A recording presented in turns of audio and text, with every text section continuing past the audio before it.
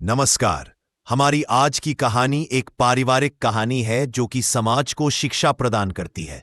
तो चलिए शुरू करते हैं। बाहर सावन की झड़ी लगी थी, लेकिन घर के अंदर रामनाथ बाबू के जीवन में पत्थर छाया हुआ था। 70 साल के रामनाथ बाबू अपने कमरे की सीलन भरी दीवारों को घूर रहे थे। सामने दीवार पर एक पुरानी तस्वीर टंगी थी, उनकी पत्नी सावित्री की। तस्वीर पर चढ़ी माला के फूल सूख चुके थे, ठीक वैसे ही जैसे रामनाथ बाबू के जीवन की खुशियां। सावित्री, रामनाथ बाबू ने कमकमाते होठों से तस्वीर से बात की। तुम तो ये कहकर चली गईं कि बेटा रोहन और बहू कविता मेरा ख्याल रखेंगे, पर देखो, आज अपने ही घर में, जिसे मैंने अपना पेट काटकर बनाया था, मैं एक अनचाहे मेहमान की तरह पड़ा हूं। आज सुबह से ही रामनाथ बाबू की तबीयत नासाज थी। पेट में मरोड़ उठ रहे थे और उल्टियां रुकने का नाम नहीं ले रही थी। शायद कल रात का बचा हुआ बासी खाना, जो बहू ने प्रसाद समझकर थमा दिया था, उसी ने जहर का काम किया था। शरीर निढाल था, हलक सूखा हुआ था, पर पानी मांगने की हिम्मत नहीं थी। बेटा रोहन सुबह सुबह ही ऑफिस की हड़बड़ी में निकल गया था। अब घर में सिर्फ रामनाथ बाबू और उनकी बहू कविता थी। पेट के दर्द से जब रहा नहीं गया, तो उन्होंने बड़ी मुश्किल से इंटरकॉम उठाया। बहू, उनकी आवाज में दर्द और डर दोनों था। जरा रोहन को फोन मिला दो बेटी, मेरी तबीयत बहुत बिगड़ रही है, शायद अस्पताल जाना पड़े। अभी बात पूरी भी नहीं हुई थी कि कविता कमरे में आ धमकी। उसके माथे पर चिंता की लकीरें नहीं, बल्कि नफरत की त्योरियां थीं। बाबूजी, आपको चैन नहीं है क्या? कविता चिल्लाई। रोहन अभी ऑफिस पहुंचे भी नहीं होंगे और आपने नाटक शुरू कर दिया। आपको क्या लगता है वो कामधाम छोड़कर आपकी उल्टियां साफ करने आएंगे? कितनी बार कहा है, बुढ़ापे में हजम नहीं होता तो ठूस ठूस कर मत खाया करो। दिन भर मुंह चलता है, फिर रात भर हम जागे। रामनाथ बाबू का कलेजा इन शब्दों से छलनी हो गया। वह चुपचाप सिर झुकाकर बैठ गए। आंखों से टप टप आंसू गिरकर उनकी धोती भिगोने लगे। उन्हें याद आया, जब भी उनकी तबीयत खराब होती थी, सावित्री रात रात भर उनके सिरहाने बैठी रहती थी। आज वह एक बूंद पानी के लिए तरस रहे थे। थोड़ी देर बाद जब गला एकदम सूख गया, तो उन्होंने अपनी 8 साल की पोती रिया को आवाज दी। रिया बेटा, दादाजी को थोड़ा नींबू पानी बना दोगी? मासूम रिया दौड़कर रसोई में गई। उसने दादाजी के लिए नींबू पानी बनाया और ले आई। रामनाथ बाबू के हाथ कमजोरी से पीपल के पत्ते की तरह कांप रहे थे। जैसे ही उन्होंने गिलास पकड़ा, वह छूटकर फर्श पर गिर गया। छपाक, कांच के टुकड़े बिखर गए और पानी फैल गया। आवाज सुनते ही कविता चंडी का रूप धरकर दौड़ी आई। हे भगवान, इस बुड्ढे ने तो जीना हराम कर रखा है। उसने अपना माथा पीट लिया। जानते हुए ये गिलास कितने का था? ये मेरे मायके से आया था। पर आपको क्या? आपने कौन सा कमाया है? मुफ्त की रोटियां तोड़ते हो और ऊपर से मेरा नुकसान करते हो। रामनाथ बाबू गिड़गिड़ाए। बहू, हाथ कांप गया था। जानबूझकर नहीं, बस रहने दीजिए अपनी सफाई। कविता ने उन्हें झिड़क दिया। खबरदार, जो अब किसी चीज को हाथ लगाया, अगर प्यास लगी है तो बाथरूम के नल से पी लो। दोपहर के 3 बज चुके थे। उल्टियों की वजह से पेट खाली हो चुका था। भूख से आंतें कुलबुला रही थी। रामनाथ बाबू को लगा कि अगर कुछ नहीं खाया तो शायद प्राण ही निकल जाएंगे। डरते डरते वह रसोई की तरफ बढ़े। एक सूखी रोटी लेने के लिए हाथ बढ़ाया ही था कि कविता ने बांस की तरफ झपटा मारा और उनके हाथ से रोटी छीन ली। अरे वाह, अभी तो उल्टियां हो रही थीं और अब भूख भी लग गई, कविता ने क्रूरता से कहा।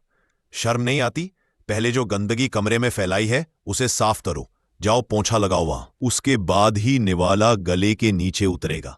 भूख और अपमान से तड़पते हुए रामनाथ बाबू ने कांपते हाथों से कपड़ा उठाया और अपनी ही उल्टियां साफ करने लगे।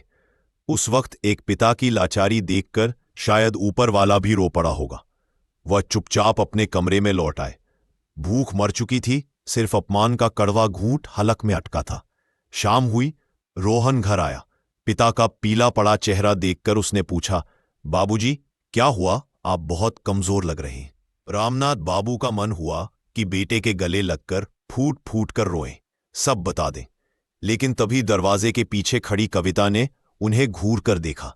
उसकी आंखों में धमकी थी, अगर मुंह खोला तो ना। बेटे का घर टूटने के डर से एक पिता ने अपने होठ सी लिए। मुस्कुराने की नाकाम कोशिश करते हुए बोले, कुछ नहीं बेटा, बस थोड़ी उम्र का तकाजा है। रोहन ने पूछा, दवाई ली थी। इससे पहले कि रामनाथ बाबू कुछ कहते कविता बोल पड़ी। हाँ हाँ, मैंने खुद अपने हाथों से भी थी। अब ये बुढ़ापे में भूल जाते हैं, इन्हें कुछ याद नहीं रहता। रोहन पत्नी की बात मानकर अपने कमरे में चला गया और रामनाथ बाबू उस रात फिर भूखे पेट आंसुओं का घूंट पीकर सो गए। अगले दिन की घटना ने तो सब्र का बांध ही तोड़ दिया। सुबह रोहन सोकर उठा तो उसने देखा कि उसके बूढ़े पिता, जिनके हाथ कांपते थे, सिंक पर खड़े होकर कल रात के झूठे बर्तन धो रहे थे। बाबूजी, रोहन चौंका। ये आप क्या कर रहे हैं? रामनाथ बाबू सकपका गए। बर्तन हाथ से छूट गया। कविता ने तुरंत बात संभाली। अरे मैंने तो कितना मना किया, पर बाबूजी ही नहीं मानते। कहते हैं बैठे बैठे हाथ पैर अकड़ जाते हैं, थोड़ा काम कर लूं तो कसरत हो जाएगी। रोहन ने दुख भरी निगाहों से पिता को देखा, पर पिता ने नजरें चुरा ली। वह बेटे की आंखों में झांकने की हिम्मत नहीं जुटा पाए। रोहन के ऑफिस जाते ही कविता का असली रूप फिर सामने आ गया। वह तमतमाती हुई आई। बड़ा शौक है ना बेटे के सामने महान बनने का। कसरत कर रहा हूं। उसने रामनाथ बाबू की ओर उंगली उठाई। सुनो बुड्ढे, अगर इस घर में 2 वक्त की रोटी चाहिए तो काम तो करना पड़ेगा। ये कोई धर्मशाला नहीं है। और अगर बेटे से शिकायत की तो कान खोलकर सुन लो, कल ही वृद्धाश्रम छोड़ाऊंगी। फिर सड़ते रहना वहां अकेले, बिना किसी सहारे के। छोटी पोती रिया, जो अपनी गुड़िया से खेल रही थी, ये सब देख रही थी। वह दौड़कर आई और बोली, मां, दादाजी से ऐसे मत बोलो, वो रो रहे हैं। कविता का गुस्सा 7वें आसमान पर था। उसने आव देखा ना ताव अपनी ही फूल सी बच्ची के गाल पर एक जोरदार तमाचा जड़ दिया। तू बड़ी वकील बन रही है इनकी, चल अंदर, खबरदार जो इनके पास बैठी तो। उस थप्पड़ की गूंज ने रामनाथ बाबू के अंदर कुछ तोड़ दिया। उनके स्वाभिमान का आखिरी तिनका भी बिखर गया। उन्हें लगा कि उनके कारण उनकी पोती पिट रही है, उनका बेटा धोखे में जी रहा है, और वह खुद एक लाचार जानवर से बदतर हो गए हैं। अब और नहीं, उन्होंने मन ही मन फैसला किया। मैं अपने बेटे के जीवन का कांटा नहीं बनूंगा। सावित्री, मैं आ रहा हूं, पर पहले इस घर को मुक्त कर दूंगा। दोपहर को जब कविता अपनी किटी पार्टी के लिए तैयार होकर निकली, रामनाथ बाबू ने अपने कपड़े एक छोटे से थैले में डाले, अपनी पत्नी की तस्वीर को आखिरी बार चूमा, उसे बैग में रखा और भरे कदमों से उस घर की देहरी लांग गए, जिसे उन्होंने अपने खून पसीने से सींचा था। जाते जाते उन्होंने पलटकर घर को देखा। आंखों में एक मूक आशीर्वाद था। खुश रहना बेटा, शायद मेरे जाने से ही तुम्हारे घर में शांति आएगी। शाम को रोहन घर आया। हमेशा की तरह, बाबूजी, मैं आ गया, कहकर आवाज लगाई, पर आज कोई जवाब नहीं आया। सन्नाटा पसरा था। कमरा खाली था। अलमारी खुली थी। बिस्तर पर वह चादर नहीं थी जो बाबूजी ओढ़ते थे। रोहन का दिल जोर से धड़का। एक अनजाना डर उसे घेरने लगा। वह दौड़ा दौड़ा कविता के पास गया। बाबूजी कहाँ है? कमरे में नहीं है। कविता हड़बड़ा गई, पर फिर भी झूठ बोल दिया। मुझे क्या पता, मैं तो पार्टी में थी, शायद कहीं टहलने गए होंगे। रोहन पागलों की तरह पड़ोसियों के पास गया। पड़ोसी शर्मा जी, जो अब तक खामोश तमाशा देखकर आज उनसे रहा नहीं गया, उन्होंने रोहन का हाथ पकड़कर कहा, बेटा रोहन, आज मुझे सच बोलने दे। तेरे पिता आज दोपहर को अपना थैला लेकर रोते हुए स्टेशन की तरफ जा रहे थे। और सुन, तेरी बीवी जो सती सावित्री बनने का ढोंग करती है ना, सब जानते हैं हम। वो तेरे पिता से नौकरों जैसा काम करवाती थी, उन्हें भूखा रखती थी। आज दोपहर को भी उन्हें घर से निकाला है उसने। शर्मा जी की बात सुनकर रोहन के पैरों तले जमीन खिसक गई। उसे वो सारे पल याद आने लगे जब बाबूजी कुछ कहना चाहते थे, पर उसकी पत्नी को देखकर चुप हो जाते थे।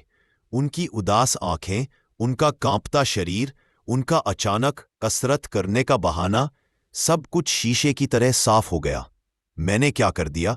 मैं कैसा बेटा हूं? रोहन चीखा और अपनी बाइक लेकर रेलवे स्टेशन की तरफ भागा। स्टेशन पर भारी भीड़ थी। बारिश तेज हो रही थी। रोहन की आंखें पागलों की तरह हर चेहरे में अपने पिता को तलाश रही थीं। बाबूजी, बाबूजी, वो चिल्ला रहा था, लेकिन उसकी आवाज बारिश के शोर में दब रही थी। तभी उसकी नजर प्लेटफॉर्म के आखिरी छोर पर टूटी हुई बेंच पर पड़ी। वहां अंधेरे में भीगते हुए रामनाथ बाबू अकेले बैठे थे। बारिश के पानी में उनके आंसू मिल रहे थे। वह ठंड से ठिठुर रहे थे, छाती से अपनी पत्नी की तस्वीर लगाए जैसे वही उनका आखिरी सहारा हो। वह दुनिया के सबसे अकेले और लाचार इंसान लग रहे थे। रोहन दौड़ा कर उनके पास गया और उनके पैरों में गिर पड़ा। बाबूजी! रामनाथ बाबू ने चौंक कर देखा। बेटा उनके चरणों में सिर रखकर बच्चों की तरह बिलख रहा था। मुझे माफ कर दीजिए बाबूजी, मैं नालायक हूं, मैं अंधा था, मुझे कुछ नहीं दिखा, मुझे छोड़कर मत जाइए। पिता का दिल पसीज गया। उन्होंने कांपते हाथों से बेटे को उठाया और गले लगा लिया। दोनों बाप बेटे प्लेटफॉर्म पर खड़े होकर रोते रहे। बारिश उनके आंसुओं को धोने की कोशिश कर रही थी, पर वह दर्द धुलने वाला नहीं था। नहीं बेटा, रामनाथ बाबू ने रुंधे गले से कहा, गलती तेरी नहीं है, मैं ही बोझ बन गया था। बहू को तकलीफ हो रही थी। बोझ? रोहन ने तड़प कर कहा, आप मेरी छत है बाबूजी, आप नहीं तो मैं कुछ भी नहीं। चलिए घर, आज मैं इंसाफ करूंगा, आज या तो वो रहेगी या मैं और आप। रोहन पिता को लेकर घर पहुंचा। घर में घुसते ही उसका रूप किसी काल जैसा था। कविता सोफे पर बैठी आराम से चाय पी रही थी। रोहन ने आव देखा ना ताव कविता के गाल पर एक जोरदार तमाचा मारा। चटाक! कमरे में सन्नाटा छा गया। चाय का कप गिरकर टूट गया। रोहन! कविता गाल पर हाथ रखकर सन्न रह गई। नाम मत ले मेरी जुबान से। रोहन दहाड़ा। उसकी आंखों में खून उतर आया था। जिस पिता ने मुझे उंगली पकड़कर चलना सिखाया, जिस पिता ने अपनी इच्छाएं मारकर मुझे पढ़ाया, तूने उन्हें भूखा रखा, तूने उनसे बर्तन मंजवाए, तूने उन्हें घर छोड़ने पर मजबूर किया। तू इंसान है या राक्षस? कविता हकलाने लगी। रोहन, तुम गलत समझ रहे हो। चुप! रोहन ने हाथ दिखाया। मैंने पड़ोसियों से सब सुन लिया है और आज स्टेशन पर बाबूजी की हालत देखकर मुझे सब समझ आ गया। कविता, पत्नी तो मिल जाएगी, पर बाप दोबारा नहीं मिलता। जो मेरे पिता का नहीं, वो मेरा नहीं। रोहन ने अलमारी खोली और कविता का सामान बाहर फेंकना शुरू कर दिया। निकल जा मेरे घर से, अभी। मुझे तेरी जरूरत नहीं है। मैं अपनी बेटी को पाल लूंगा, अपने पिता की सेवा कर लूंगा। लेकिन तेरे जैसी औरत की परछाई भी इस घर में नहीं पड़ने दूंगा। तलाक के पेपर्स कल तेरे घर पहुंच जाएंगे। कविता ने देखा कि मामला हाथ से निकल चुका है। उसका अहंकार पल भर में चूर हो गया। वह रोहन के पैरों में गिरकर गिड़गिड़ाने लगी। मुझे माफ कर दो, मुझसे गलती हो गई, मुझे घर से मत निकालो। रोहन तस से मस नहीं हुआ। उसने दरवाजा खोल दिया।